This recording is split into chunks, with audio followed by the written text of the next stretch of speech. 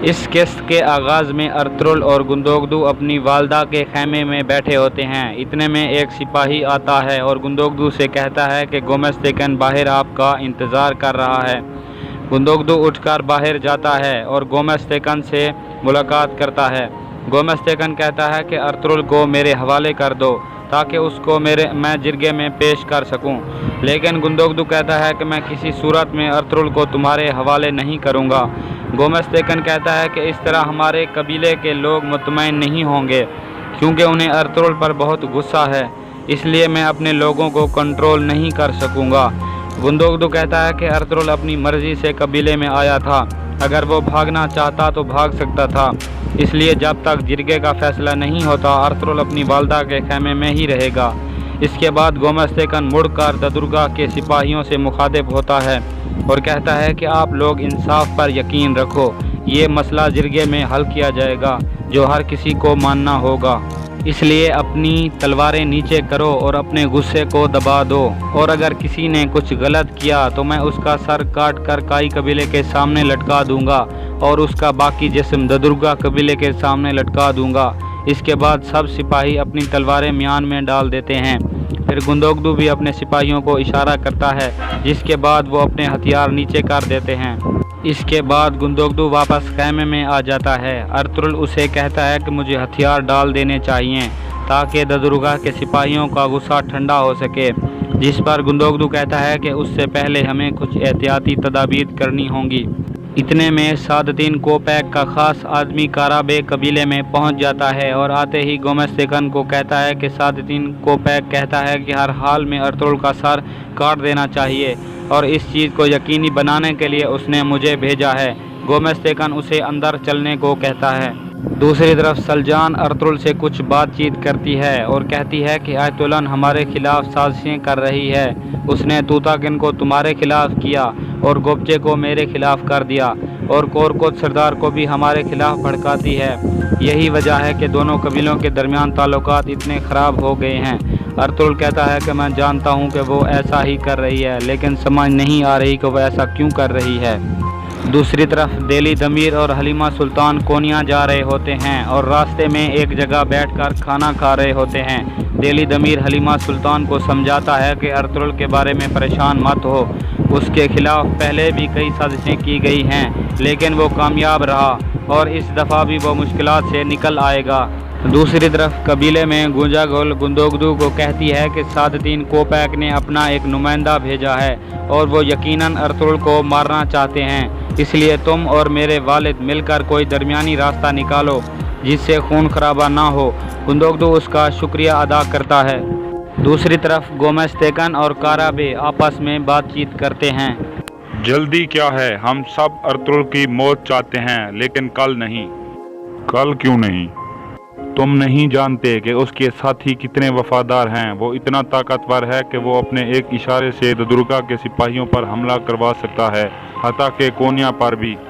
बिल्कुल, इसी वजह से वो आदमी जिसका असोए रसूल सादतीन कोपैक से बढ़ जाए, उसकी ज़बान खींच लेनी चाहिए। इतने में एक सिपाही अंदर आता है और कहता है कि गुंदोगदू आपसे मुलाकात करना चाहता है। गुंदोगदू आकर कहता है कि अर्तुगरुल पिंजरे वाले खैमे में दाखिल होगा। आप ददुर्गा के सिपाहियों को दूसरी तरफ रखोगे और उसके आसपास सिर्फ हिफाजत करने वाले सिपाही मौजूद होंगे। गोमेस्तेकन पूछता है कि पिंजरे वाले खैमे की हिफाजत किसकी जिम्मेदारी होगी। गुंदोगदू कहता है कि दोनों कबीलों के सिपाही हिफाजत करेंगे।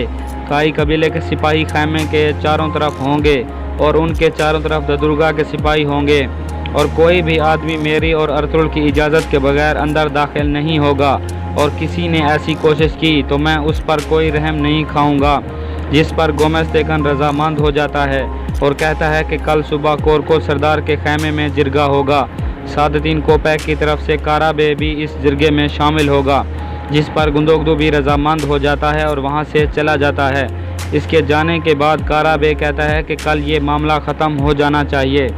दूसरी तरफ अर्तुगरुल भी गिरफ्तारी देने को तैयार होता है। इतने में गुंदोगदू अंदर दाखिल होता है और अर्तुगरुल को गोमेस्तेकन के साथ होने वाली गुफ्तगू के बारे में बताता है। इसके बाद अर्तुगरुल अपनी तलवार उतार कर गुंदोगदू को दे देता है और कहता है कि मैंने अपनी वालदा से एक वादा किया था कि मैं सुंगरतेकन को उनसे मिलवाऊंगा, इसलिए अगर मैं ना रहा तो तुम ये काम पूरा करना। इसके बाद वो अपनी वालदा का हाथ चूमने के बाद खैमे से निकल जाता है। इसके बाद अर्तुगरुल बाहर निकलकर सिपाहियों के सामने पहुंच जाता है। उसको सामने देखकर दुर्गा के सिपाही दोबारा उसे कातिल और गद्दार कहना शुरू कर देते हैं। इसके बाद गुंदोगदू बाहर आता है और बुलंद आवाज़ में सबसे मुखातिब होता है कि अर्तुगरुल अपनी मर्ज़ी से कबीले में वापस आया था ताकि अपनी बेगुनाही साबित कर सके, और अब अपनी मर्ज़ी से कबीले की जेल में जा रहा है, और अगर किसी ने अपनी हद अबूर की तो उसे मेरी तलवार का सामना करना पड़ेगा। ये सुनकर सिपाही अपनी तलवारें म्यान में डाल देते हैं। फिर गुंदोगदू अर्तुगरुल को चलने को कहता है। इस तरह अर्तुगरुल कई सिपाहियों के घेरे में वहाँ से चल पड़ता है। रास्ते में एक सिपाही अर्तुगरुल पर हमला कर देता है, लेकिन गुंदोगदू उसका हमला फ़ौरन नाकाम बना देता है और उसको नीचे गिरा देता है। इसके बाद वो दोबारा आगे बढ़ते हैं और पिंजरे वाले खैमे के बाहर पहुँचते हैं। गुंदोगदू उससे गले मिलता है और फिर अर्तुगरुल पिंजरे में दाखिल हो जाता है।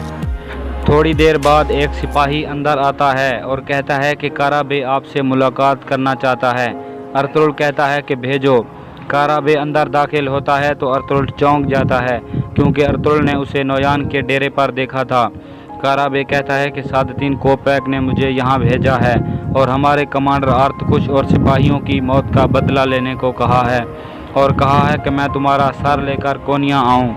अर्तुगरुल कहता है कि तुम जैसे गद्दार को हमारी तलवारों का सामना करना पड़ेगा, जिस पर कारा बे कहता है कि कल होने वाले जिरगे के बाद तुम इस काबिल नहीं रहोगे। दूसरी तरफ तांगुत डेली दमीर और हलीमा सुल्तान का पीछा कर रहा होता है और एक जगह पहुंचकर उनका निशान हासिल कर लेता है और कहता है कि वो दोनों यहाँ से गुजरे हैं। उधर करीब ही एक मेहमान खाना है, वो लाजमी रात वही गुजारेंगे, जिसके बाद वो मेहमान खाने की तरफ चल पड़ते हैं। दूसरी तरफ नोयान के डेरे पर कुछ सिपाहियों को तैयार किया जा रहा होता है, जिनको नोयान कबीले पर हमला करने के लिए भेजना चाहता था। नोयान एक बर्तन में अपने हाथ से खून निचोड़ता है और अलूबेलगे को कहता है कि ये खून सब सिपाहियों को सुंघा दो, जिसके बाद वो पुरजोश हो जाते हैं। इसके बाद नोयान उनको मज़ीद जोश दिलवाने के लिए चंगेज़ खान और अपने मज़हब के कुछ नारे लगवाता है, जबकि अलूबेलगे ढोल बजाकर रक्स करके उनका जोश बढ़ाता है। और यहाँ इस किस्त का इख्तिताम हो जाता है। नेक्स्ट एपिसोड देखने के लिए मेरे YouTube चैनल मूवीज़ सेंस को सब्सक्राइब करें और बेल के आइकन को दबाएं ताकि मेरी न्यू आने वाली वीडियो आप देख सकें सबसे पहले।